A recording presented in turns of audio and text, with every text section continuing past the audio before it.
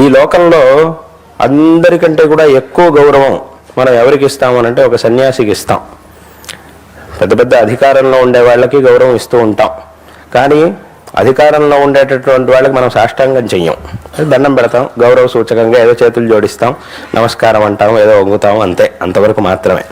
కానీ ఒక యతిని చూసినప్పుడు మాత్రమే మనం సాష్టాంగ నమస్కారం చేస్తారు. జనాలందరూ కూడా సాష్టాంగ నమస్కారం చేస్తారు. ఎలాగైతే భగవత్ సన్నిధికి వెళ్ళినప్పుడు సాష్టాంగ నమస్కారం చేస్తామో అదేవిధంగా ఒక యతిని చూసినప్పుడు సాష్టాంగ నమస్కారం చేయడం అనేది పద్ధతిగా వచ్చింది. ఎందుకు ఇలాగా అనంటే ఆ యతికి ఉన్నటువంటి గౌరవం అటువంటిది. అంటే ఆ యత్యాశ్రమం, సన్యాసాశ్రమం అనేది అంత ఉత్కృష్టమైనటువంటిది. ఎందుకంటే సన్యాసి ఎలా ఉండాలి? రాగద్వేషాలు లేకుండా ఉండాలి, రాగద్వేషాలని జయించాలి.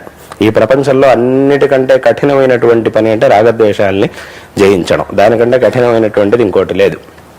కాబట్టి అసలైనటువంటి సన్యాసి, ఒకటి వేషంతో ఎవరు సన్యాసులు కాలేరు, వేషం మార్చుకోవడం వల్ల ఎవరు కూడా సన్యాసులు అవ్వలేరు. అది వేషం మాత్రమే అవుతుంది తప్ప అసలైనటువంటి సన్యాసిగా ఉండాలి అంటే రాగద్వేషాలని జయించాలి.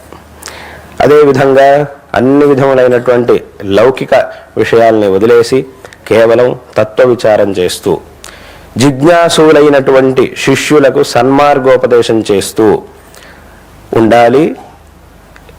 ఇది సన్యాసికి ఉండవలసినటువంటి లక్షణం.